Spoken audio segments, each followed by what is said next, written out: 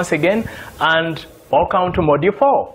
And we're going to talk about how to improve your voice. I know in a previous segment on how to be credible and likable, I hinted on it, but I thought I would create this module to emphasize some key pointers that you have to pay attention to as you improve your voice, because remember, it is the other 38%, therefore it is critical that we pay serious attention to it.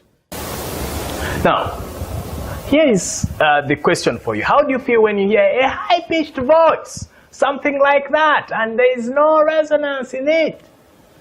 Have you ever had such a voice? I'm sure it is not inspiring. So a proper voice comes from the depth, from the diaphragm, like I had hinted before, where you're breathing from the diaphragm, and as you're speaking out, you use the oxygen, because then that adds resonance. The chest vibrates, not chest, okay? The chest vibrates, and it passes, and then as it vibrates, the voice is interesting to listen to. So that is their breathing from their diaphragm. The other trick that most people don't talk about is smiling. When you're talking, it improves the quality of your voice. Even if you're on the phone, I'm sure you've ever had the expression that you could hear his or her smile from the phone.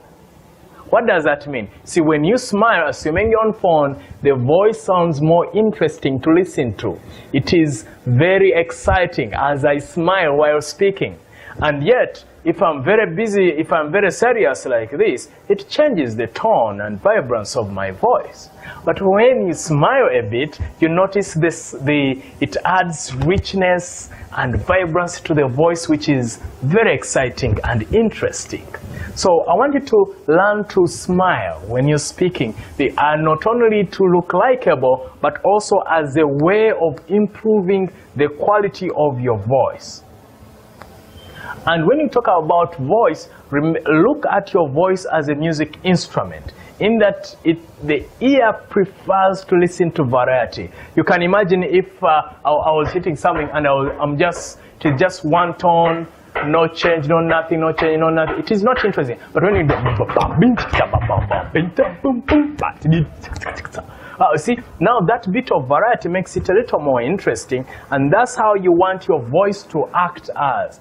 To have a bit of surprises and some warmth, some hits here and there. So you add a bit of pace when you're talking. You speak a little faster, because there are those people who prefer processing information much faster, because for them, when they listen to someone speaking a little faster, then they are as intelligent as them. So when you speak that kind of pace, they're like, wow, that's amazing, that's fantastic. So therefore keep going, and I would want to talk to you.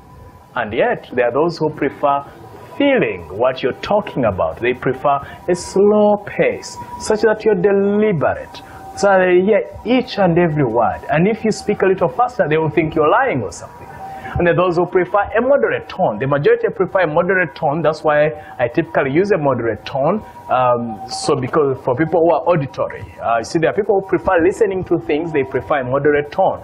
There are people who prefer feeling things and feeling the words. Those prefer a slow tone, so that they process the word, they feel it. And then those who prefer seeing words in images, they are very visual, therefore for them pace is very important. Therefore be fast. That way you go up, moderate, low, because then as you do that, you're catering to all different kinds of people. Speak loud, speak low, speak a moderate tone. That way your voice will be something that is like a musical instrument. One of my dreams is actually play guitar one day. So, and you know, with the guitars, what makes them interesting is when they keep, they play different notes, or even a piano, you play different notes. That's what makes the piano interesting or exciting. If it was just one note, it would be boring.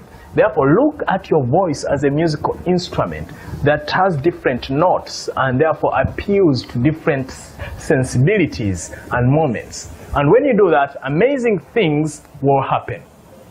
Let's look at some key points to note from this module about your voice. One is, let's call it the quick boot camp to improving your tonality. One is breathe from your diaphragm. When you do that, it increases your resonance.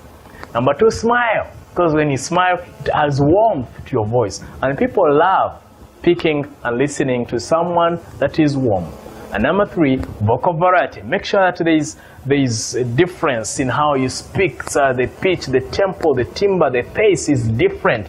When you do that, then you'll be such a master or mistress or queen or king of speaking because of your voice. And when your voice is of a higher quality, even your presentations and speeches become a higher quality. So your task is, before you step on stage, just make sure that you're able to breathe from the diaphragm. Practice smiling in a mirror so that you get used to the notion of smiling. And then even when you're in normal conversations, practice being dramatic with your voice. So raising it, bringing it down. Notice how movies, what keeps us watching movies is that variety, is that those surprises, those twists and turns. Therefore, it is the same way when you're speaking. Make sure that your voice is not predictable. It's not monotone. Monotone means it's boring. It's just one brrrr. You need to keep varying it. So keep practicing even when you're off stage. When you're talking to your friends, keep playing with your voice. Assuming you're having a conversation with your family, say, by the way, I have some surprises for you. Guess what? John is getting married. See what I've done there is I went up, then down, but in a normal conversation. So as you do that, then you'll get used to the concept of vocal variety. So thanks for tuning in again for this module 4. I'll see you in the next module.